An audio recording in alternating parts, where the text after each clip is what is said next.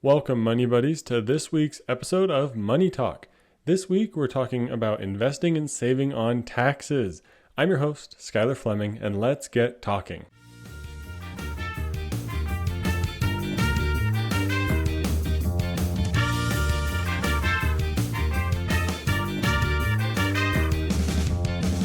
What is Roth, traditional, taxable brokerage? What are all these different terms that get thrown around?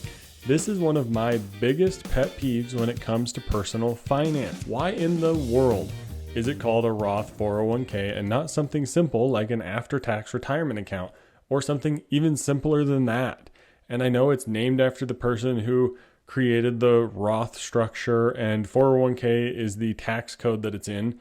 But why do you need to know that? Why isn't it just named something simple that helps you understand what it is? Why does it have to be so confusing? Well, I don't really know, and I may never be able to answer that or get it changed right away for all of us. But I do have a fellow money buddy today who is here to help us break it down and help us figure out what these different options are and when they are useful. Because if you're anything like me or anyone else, you're looking at your work's 401k or maybe even an IRA and wondering, what option do I choose? Do I go Roth or traditional? Because it can all be confusing. But don't forget about the sneaky good taxable brokerage account, which we're going to talk about today. But that's another confusing name if you don't know what a brokerage is.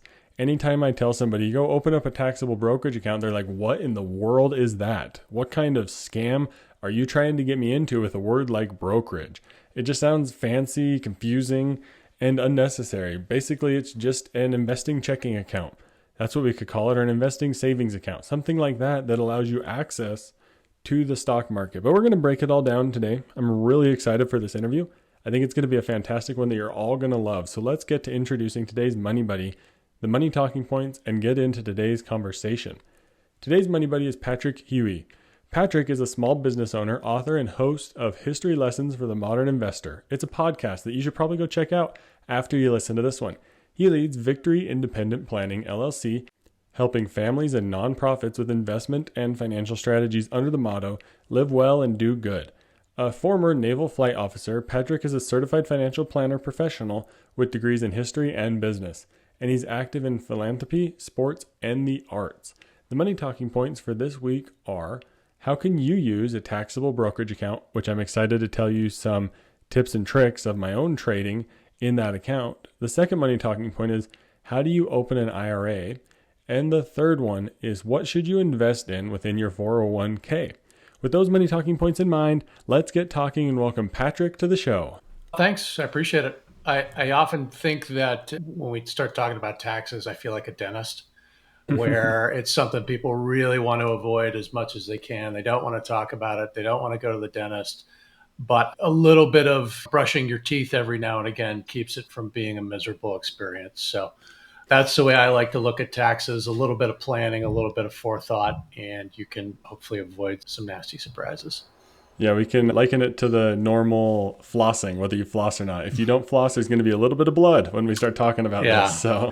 Exactly. So let's try to avoid that, shall we? We'll avoid the blood. You can think about this a little bit ahead of time and make it a whole lot easier. But let's just dive right into it. Why do people need to be thinking about taxes when it comes to investing? I think that in general, it just makes sense that it's not what you make, it's what you keep, right? So you really need to think about the end game from an investment perspective, which is keeping the most, not just making the most. As things get more complex, taxes play a bigger role in your overall financial life. Starting early and understanding that taxes make a difference across the board with your investments, whether it's in an IRA, a Roth, or a non-retirement account, it makes a difference. Yeah, there's a lot of opportunity there that I think people often overlook. When you start thinking about it, and it can be overwhelming, so don't try to consume the entire tax code all at once, or else you're going to just drain yourself. Please Maybe don't. start with, recently in a trailer that I put together for the show, I mentioned that if you're a young adult right now, your financial situation probably doesn't seem too complicated. You're like, oh, how hard can this be? Yeah. But you give it 5-10 years, you're going to end up in a situation where you're like, what do I do with this money that I'm earning? People aren't sure what to even do, but then you start getting hit with taxes, higher tax rates that you're not used to. And there's just a whole lot of opportunity that I don't think people understand or they miss out on. But let's start out with one of the pieces of that opportunity, and that's the traditional account. What does traditional mean for taxes? So basically, a traditional account at its simplest level is you're contributing pre-tax dollars. So you get the opportunity to contribute money and not pay tax on what you put in there today. But the caveat is you're taking on a partner in that investment, and that partner is the government.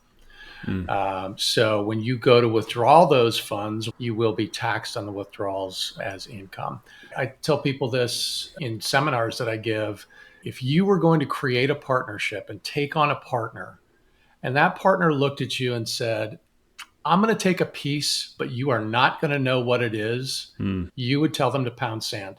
There's no one who would ever sign up for that type of partnership. And yet we all sign up for that partnership when we put money in a traditional IRA or a traditional 401k. Yeah, that's a great way to look at it, that you're making a partnership with the government where they're saying at some future tax rate that you have no way of predicting, we're not going to give you some sort of a table of 30-year tax rates on traditional accounts only, which would be super useful. The math would completely change if we actually knew that information. But that partnership is so unknown that you painted a good picture of maybe why we should avoid traditional a little bit. There's some unknown in that element, but can it be useful for people? Sure it can. I mean, obviously it's going to reduce current taxes. So if you're in a higher tax bracket now and expect to be in a lower one later, the traditional makes a lot of sense. But what we've found is after a generation of financial planning where we assumed that people would be in lower tax brackets when they retired, a lot of times it's not playing out that way. There are some structural reasons why, but we also have to look at the future and say, are tax rates going to remain as low as they are now into the future? I think that all of that is completely unknown and unknowable at this point. Some of this is just making sure that you are doing the things that you can do, that you're controlling the things you can control now. Do traditional accounts still have a place? I believe they do. I have them myself. So it's just one of those things where you have to realize what you're getting into before you do it. I love what you said there about control what you can control. And that means control your contribution rate. Actually making sure you're putting money in the account. These accounts don't do you any good if you're not putting any money in them. Like if you have that traditional 401k, but nothing is going in there, you're not getting the employer match or anything like that, who cares about whatever the tax savings are? So that's kind of the first step that you got to get started with. I've been kicking around an idea for a book for years now called Stoicism for the Modern Investor, because that control what you can control idea comes from Stoic philosophy. Well, it's a great one because when we start trying to speculate tax rates, we miss the mark, frankly, on what we can actually be doing now. It's not worth our time to speculate, tax rates will probably go up if this president gets elected or this one doesn't, or and we did a lot of that over the last 4 to 8 years. A lot People of are doing it right speculation. now. Yep, absolutely. And I agree. It's really tough to know. We're almost 6 months, halfway through the year at this point, and we still don't know what the tax rates are going to be in 2026. It's kind of crazy, but we shouldn't be surprised. I know we'll probably get into this later, but it does funnel into the idea of converting money from traditional to what is called a Roth IRA. There are some studies out now that suggest people who are doing that are not controlling what they can control because they're guessing at future tax rates. And what the studies are showing is that for higher income earners, it may still make sense to do Roth IRA conversions, but for your average taxpayer, the benefits may be very minimal. So something we'll keep an eye on as tax law changes and these studies are updated. Yeah, you mentioned a word that a couple new listeners might be saying, Roth. What does that mean? And to the investing professionals or some finance professionals, Roth is held as like this holy grail of investing. But what does Roth mean? So Roth, it's a proper name. It was someone's name who proposed these type of accounts back in the late 70s or early 80s. And the Roth really is the holy grail from tax planning perspective because it eliminates that partner. It eliminates the partnership. You don't have the government sitting watching over your shoulder waiting for you to take a distribution. Or forcing you in some They're forcing instances. you to. Exactly. So It's a much more flexible instrument. Obviously, there are drawbacks. You have to pay tax on whatever you put into it now. So it's not going to save you any money today. But in the future, it most certainly will when it comes time to take those distributions, because you're getting tax-free growth and tax-free distributions from a Roth. It really is a win-win. And I tell my younger clients, the younger you are, the sooner you start as an investor, the more the Roth makes sense. You might do other things later on, but when you're just getting started, a Roth makes a ton of sense. If you don't have a Roth IRA open and you're under 24, what are you doing? There's so much opportunity. People will hear, well, I can't max it out. It's like, who cares? Money Put something in there. Because I've actually got accounts that the grandparents started for their grandchildren for that reason. They knew the kids didn't have the money to get it started, but they wanted them to get off on the right foot. So kind of cool. Yay, grandma. Yay, grandpa. yeah. Well, the cool thing is the compounding interest that works on that. Yeah. If you throw money into a child's account when they're 0 or they are fresh and just get a social security number so you can open it for them, they only need I don't know the exact number, but it's like $1,000 or $2,000 to become a millionaire by the time they're 65. The amount of time that has to double and grow and compound is mind blowing, because no one thinks about an investing timeline as 65 years. They think about it in maybe you got 20, 30, 40 years, but if you add a couple more doublings to that, it's just insane what can happen. And all of that being tax-free is a big deal. Yeah, it is. You start to bump up against investor psychology there, right? Human beings have a very hard time projecting their lives, what they'll be like in 30 or 40 years. It's something financial planners deal with every day. Trying to get people to look into the future and realize that your future self is not going to look like your current self. Trying to get younger people to understand that you are really passing up on an incredible benefit that could make a difference in your life when you're 65 years old. It's really difficult to do. Yeah, it is. That's definitely one of the hardest things. It's hard for our mind to fully comprehend what compound interest actually looks like. It's easy once you start seeing it working and you're like, wow, that actually did work. But it's so hard for me to say $1,000 or $2,000 can become $1 million. That's just mind blowing and hard to wrap our heads around. If you can get them to think about current problems versus future problems, I just like to talk about money anxiety, right? Like if you put money in a Roth, you're getting rid of tax anxiety for the future, right? So why not give yourself the benefit of a good night's sleep now and in the future with that tool? Yeah, it's almost like you can take maybe the people probably just finished filing their taxes, and you can look at that number and say, wow, I owed taxes. But if you think about it in 10, 15 years, when you're using that Roth IRA, that number's gone. Take that anxiety that you're feeling now and apply it to the future. So I like that. That's a fantastic way to put it. You're also training yourself in good habits. I've got a client, I work with his son. I've been working with his son for years. His son went from putting money into a Roth when he had no money to now being well above my average client size. And it happened pretty fast. But he's got those good habits ingrained to where even though he's now making a really, really impressive salary, he still puts money into Roth because he knows the value going forward. He's created those good habits. Yeah, do we do some additional stuff tax-wise? Sure. But he still wants to be putting money in his Roth 401k because he knows what it's going to do for him in the future. Yeah. And it just takes that headache away of the taxes. Like, why would anybody not do this? Is there ever a situation where we're pumping up the Roth as this kind of master plan? Is there any reason why someone maybe shouldn't?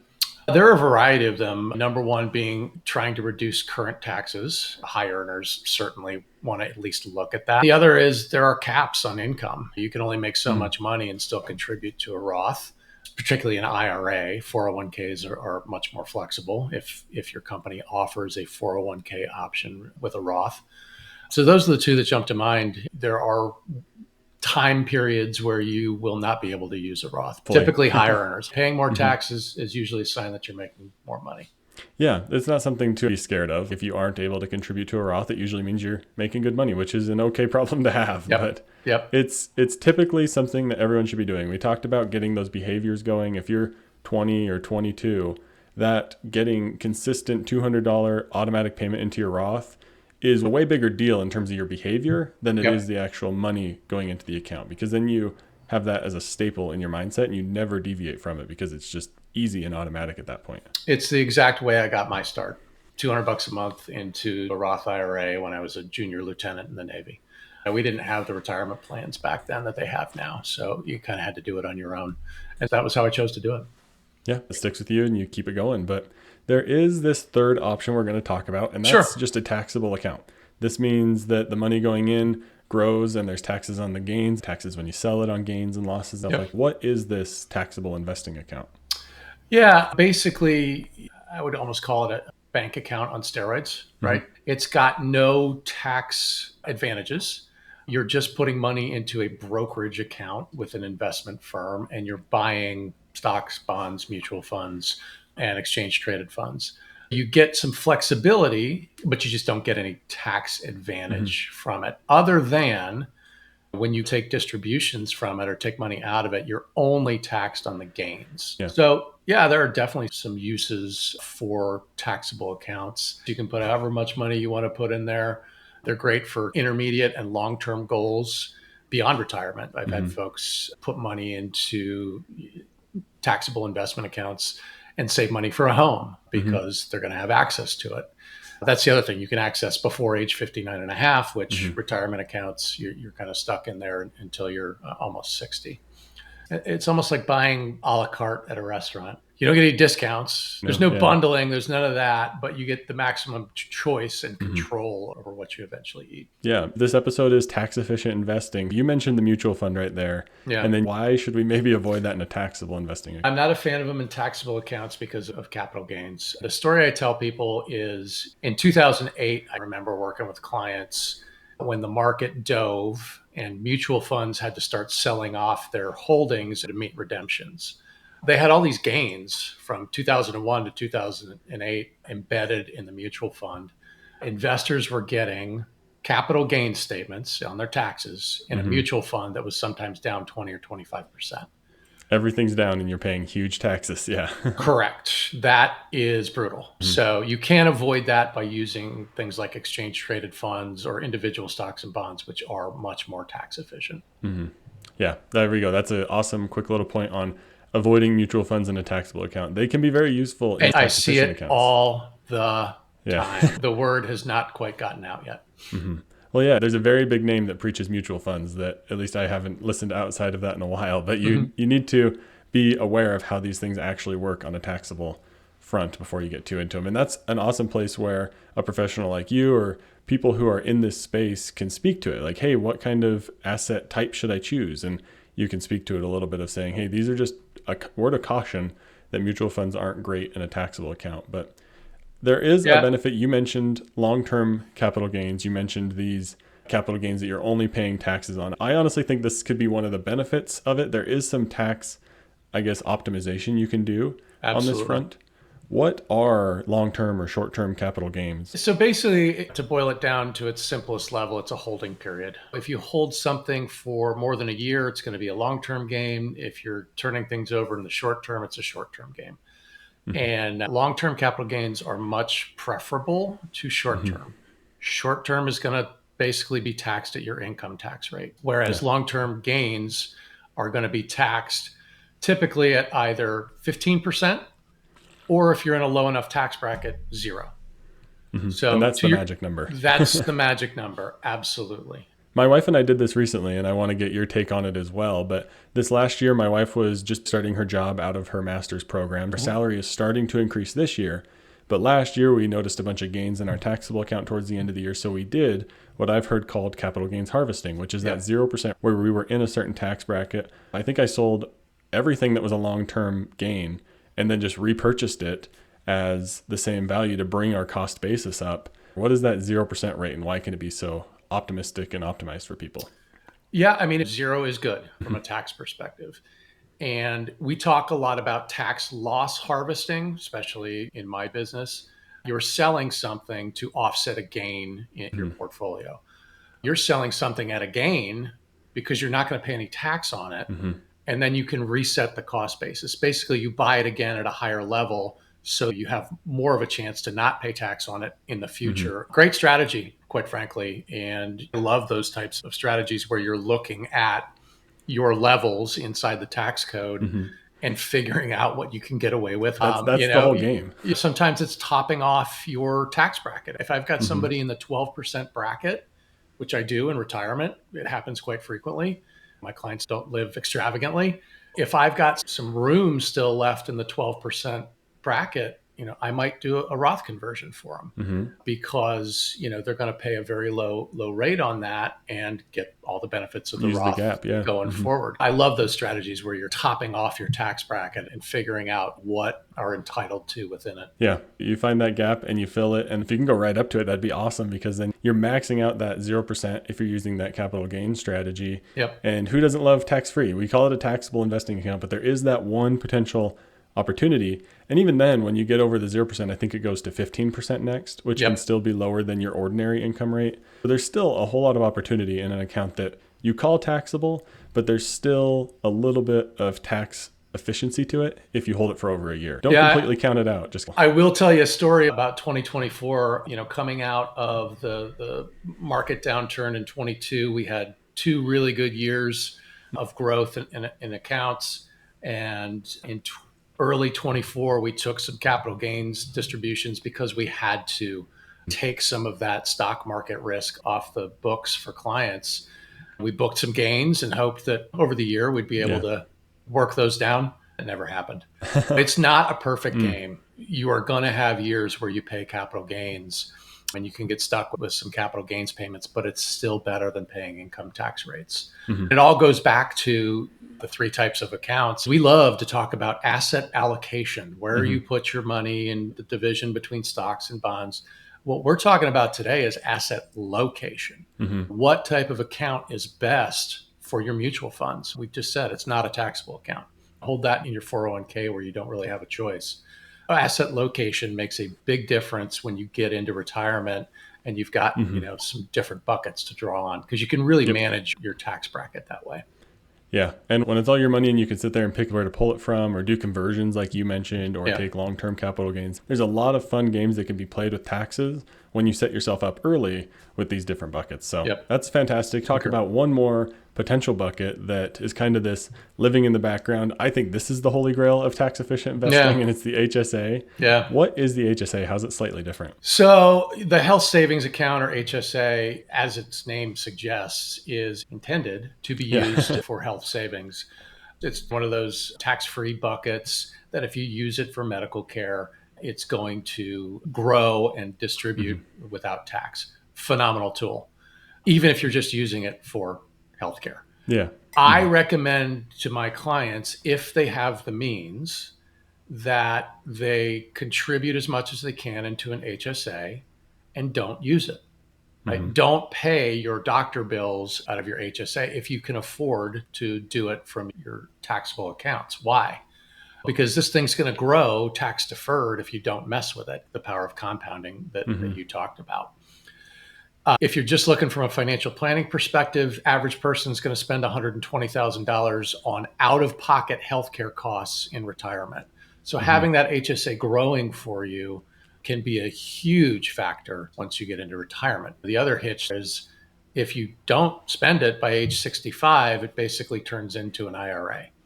So you have the ability to take money out of it. You pay tax if it's not for medical costs, but you do get some flexibility later on in retirement. So yeah, it's a fantastic tool. I don't think most people really think it through. I think they use it like it's a debit, a health spending account. Exactly. And there's still some benefit to that, but not the maximum.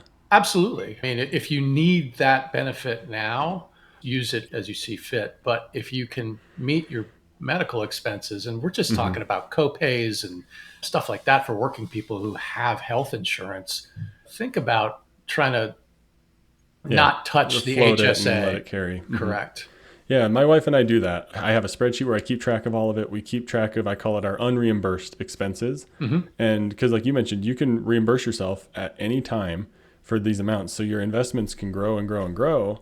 And then we had a couple procedures a year or two ago where we had let this account grow for a few years. And we were able to, we needed some of that money back. Our cash flow isn't super perfect to be able to float how this expense was growing. And we were able to withdraw from that HSA solely from the gains. It's Yeah. like we never really paid for it. The economy or the market, Right. the gains paid for our medical expenses. And that's a massive benefit. It was all tax-free. The money went in pre-tax, came out tax-free. Yep. The tax was completely avoided. So if you really want to remove the business partner, an HSA is a perfect way to do that because you can go tax-free from beginning to end for medical expenses. Yep, I agree. It's a very flexible, very underused tool. And you made a good point, which is a lot of HSAs offer both a cash and an investment option. Make sure that you are maximizing that investment option, especially if you're trying to save this for the long term. If you're using it for current medical, have some cash as well, but you really want to maximize this asset for the future. Yeah. And there are so many HSAs out there that just charge bogus fees. I like Fidelity. I know there's a couple other ones that are good, low fee, like no fee options. But if your Works HSA, I only contribute to my Works HSA enough to get the employer match that they do into the HSA. And then I do it the rest into Fidelity and things like that. There's a lot of opportunity. I think people think the health savings account is this locked down, crazy account that only certain people can access. Sure, there are some requirements, but it does have a lot of flexibility, like you said. It does. And you can roll it over just like a work account with a work IRA or work 401k. You've got the opportunity to roll over and consolidate as your career changes. So yeah, incredible, flexible. Yeah. Let's wrap up here with maybe, is there a couple other things that come to your mind? Any other tax opportunities that we haven't touched on that people need to be aware of while investing? I would more look at the big picture. I'm a big picture guy. I would tell people to step back and say, there's two kinds of taxation, right? There's two kinds of tax planning. There's actual tax planning where you're looking into the future and trying to figure it out. And there's what a lot of people call tax planning, which is actually tax filing. Yeah. I'm a big proponent of tax planning. Tax filers kind of make me mad sometimes because they're really not providing you with a whole lot up front and you end up paying for virtually nothing.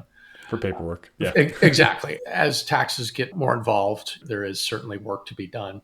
But I highly recommend that folks engage in proactive tax planning, looking ahead at what their income is going to be, finding those gaps in the tax brackets where they can potentially take advantage of them, because it does make a huge difference once you get to retirement planning.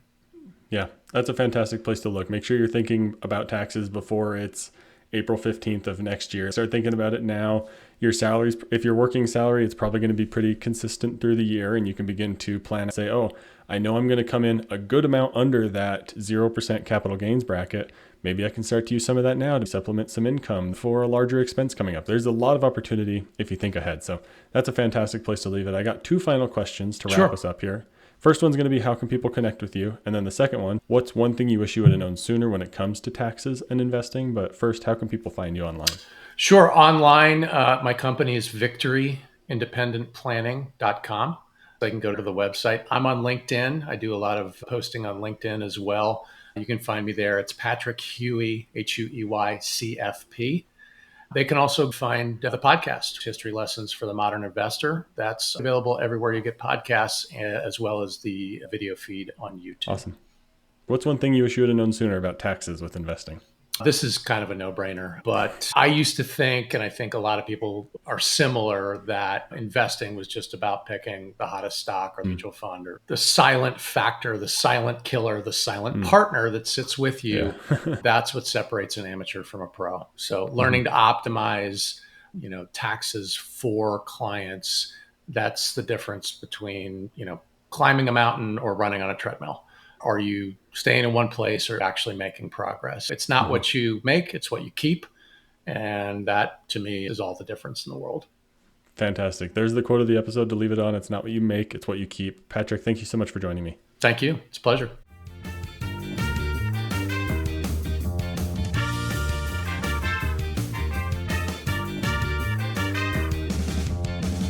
Thank you so much to Patrick for coming on the show. I know that was a fantastic interview. I sure enjoyed it, and I hope all of you did as well. But let's get into the money talking points today. How can you start a taxable investing account? And I didn't want to call it a taxable brokerage account, though you may hear those terms used interchangeably. I'm just going to call it a taxable investing account. And basically, it is an investing account that you are taxed along the way. Where, like we talked about in the interview, a traditional or a Roth depends on whether you're taxed at the beginning or after you pull the money out. It all depends when you're taxed. But this taxable investing account means you're taxed throughout the entire thing. You're taxed whenever you sell and there's a gain or a loss. You're taxed whenever there's dividends. Anything like that, you are taxed on. Well, it's really simple to get started with it. You just simply start adding money. Of course, you have to go open one at somebody like Fidelity, but it's simple to start using it. Just start adding money. Like Patrick said, it's a checking account or a savings account on steroids. And I would recommend sticking to a broad-based ETF index fund approach. I have had an episode before called Simple Investing. Go back and listen to this one if you want to know a little bit more detail about simply investing and keeping it simple so that you can get started today with actually investing some money into the market. Like we talked about in the episode, avoid mutual funds in your taxable account.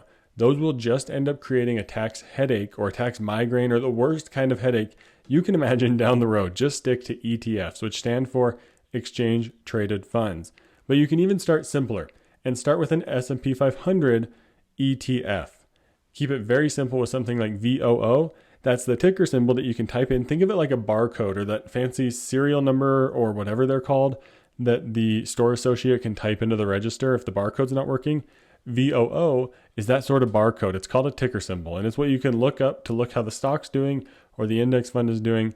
But simply put it into an S&P 500 ETF and let it grow over time. Give it a long time. And then here comes the fun part. Once it begins to grow, you're going to have some gains in the account. Now you can take the next step to learn about harvesting those gains, or if it loses money, you can learn how to optimize those losses. There are some fun things you can do, but that is not what is key to getting started. You get started by simply adding money to an index-based ETF and let it grow over time. Here's the key thing. Learn one step at a time. You don't have to learn all of this before you even add money to a taxable investing account. I have not done any selling in my taxable investing account until about 6 months ago when we had a ton of gains that we needed to harvest. And you heard us talk about it in the interview where if there's a buffer between your current income and that 0% capital gains rate bracket, you can take out some of that gains at a 0% tax bracket and not pay any taxes on it. How phenomenal is that? But that is so overwhelming. If you are just adding money to the account right now and it goes up $1 and you're like, oh no, now I have to learn everything about this account. Don't worry about that. You do not have to learn this all at once. It's overwhelming to start thinking about that. I started this podcast nearly 4 years ago, and I have learned so much in that time, it is insane. So don't try to take my 4 years of knowledge and condense it down into 4 hours or 4 weeks or even 4 months. Make sure you're taking time to learn all of this if you want to. If you don't, there's professionals out there that'll help you. There's other people you can ask questions to. There's a lot of people out there willing to help you. It would have been impossible for me to learn all that I know now in a short time in order to maximize my financial picture right away. So if you want to get started with investing, keep it simple with a regular taxable brokerage account, and it doesn't have to be so complicated. But let's get into the second money talking point here. How do you open an IRA? Well, an IRA stands for an individual retirement account. This means it's a retirement account that is just for an individual. There's no joints, there's no sort of anything like that. It's just in your name. But this is just as easy as opening a taxable account. Head over to any of the major investing companies like Fidelity or Vanguard, and I would recommend sticking to one of those two. And I personally really like Fidelity. Their website and everything is great. Their customer service has always been good. All my stuff is with Fidelity, and I've never had an issue. So take that with what you will, and I would recommend them if you want to go start an IRA there. I think it's a great place to get started. Now, there are contribution limits for IRAs that you need to be aware of, and there's a couple other things that you'll need to know if you're a high earner when it comes to traditional or Roth IRAs, but those are not the things you need to know to open the account. You do not need to know the Roth IRA income limit to be able to contribute to open the account. I'm stressing that here because I just want you to get an account open. That is the hardest first step. And then the next step is to get money into it. But if you're wondering traditional or Roth, which one do I start in? When in doubt, choose Roth. If you're a high earner, like I said, take some extra care to learn that contribution income limit situation there. But it's unlikely if you're in your first job or if you're not making a ton of money, it's unlikely that you're going to have enough to worry about that. but it's still worth checking because you need to know your whole situation, because I do not. So I don't want to put you in a situation where you're not supposed to be contributing, because that's going to cause some big headaches. So that's why I'm putting a pretty lengthy disclaimer here, is make sure to do some of your own research around this stuff. But when in doubt, choose Roth. The Roth account is going to get rid of the evil, scary tax man, and it's going to make your life easier and easier further down the road. Not having to worry about taxes, what a dream. Sign me up. And that's why I have Roth IRAs, is because I don't want to worry about taxes. Imagine having your entire net worth in a Roth account. You've already paid taxes on it, and the IRS is not owed a single dime of what is in that account. So when in doubt, choose Roth. The Roth is held up in some pretty high regards, and it's for good reason. Make sure to remember, choose Roth if you have an option. It's a great option to go with. But I want to talk a little bit here as we round out the money talking points with the third one. What should you invest in within your 401k? So here's something you may not know. Once money is in your 401k, you have to actually invest it. It may be sitting there in cash, which is terrifying to think of. If your 401k is sitting there in cash, or you don't know if it's invested, you need to go check it yesterday. Like right now, you need to go check what your 401k is actually invested in. Hopefully, if you didn't choose anything, you at least got put into a target date fund. One of my previous employers, their 401k just went into cash. And I am sure there are people in that account with quite a bit of money in their 401k, hopefully, but it isn't invested in anything but cash, which does them no good other than to lock up taxes and to lock up that money in that account until retirement age. How much does that suck? Like, not only are you committed to this tax burden way down the road if you're in a traditional 401k, but also your money's not even growing for you and it's locked up till you hit a certain age threshold.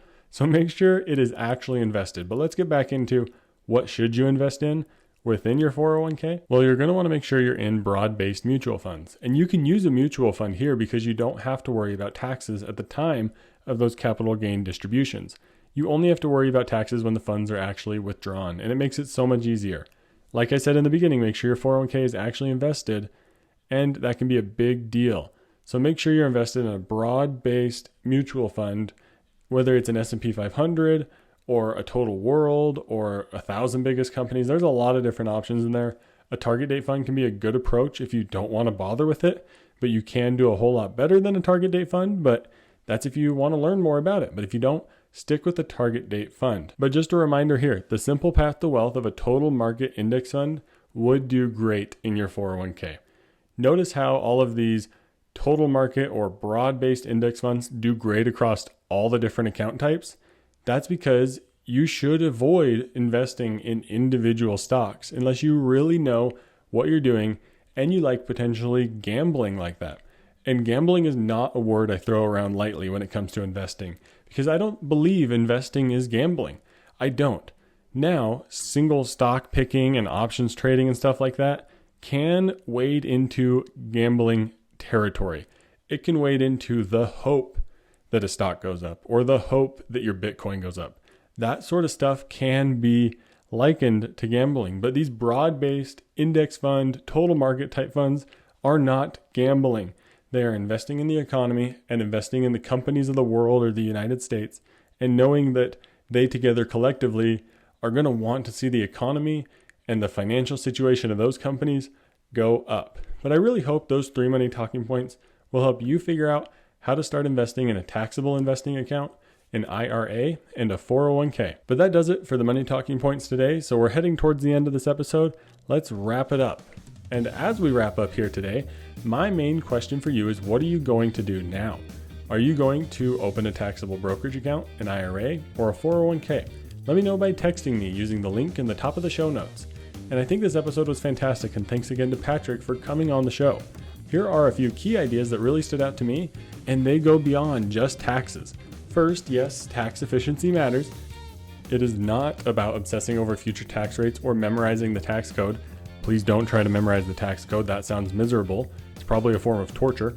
But it's about being intentional, thinking ahead, and using tools like Roth accounts, HSAs, and even taxable investing accounts in smart ways so that you can keep more of what you earn. What's the bigger message? Control what you can control. Control what you can now, including your habits, your contributions, and your mindset. Building wealth isn't about chasing the hottest investment. It's about creating consistent behaviors that compound over time, whether it's putting $200 into a Roth every single month, keeping track of your medical receipts for an HSA, or automating good decisions. It all adds up. And maybe the most important takeaway today is that it is not all about perfection. It's about progress. So start now and start small and build your foundation and build your knowledge, because it's not what you make, it's what you keep. And it's what you build. And it's that plan that you create and you learn as you go along that creates financial freedom for you down the road. You're not going to learn it all at once. So make sure you take small little steps like today. Take one small little step to go open a taxable investing account and put $100 in there. Invest it in a simple S&P 500 fund like VOO or any one of those sort of funds, and just get started and then learn the next step. Learn how to set up an automatic transfer after that. And then set a reminder for a year to look into capital gain harvesting or tax loss harvesting to see if that's applicable for you. But just take it one small step at a time. Thank you for listening to today's episode. The best way to stay up to date and connected with all things Money Talk is to subscribe to the podcast and sign up for my email list. Head over to the website moneytalk.show and submit your name and email right there on the homepage. You can also use the contact page on my website to send me any questions. If you're looking to get started budgeting, I've partnered with My Budget Coach, a platform that connects your budget directly with your financial coach, and I'd love to work with you over there and help you with your budgeting. The link is in the show notes. Remember, the best way to learn from today's episode is to go and have a money talk about today's topic with a fellow money buddy. Thank you for listening to this week's episode of Money Talk. I'm your host, Skylar Fleming. Have a great week. Thank you for listening to Money Talk. This show is provided for informational and entertainment purposes and may not be specific to your unique situation. Please be sure to do additional research before making any financial decisions.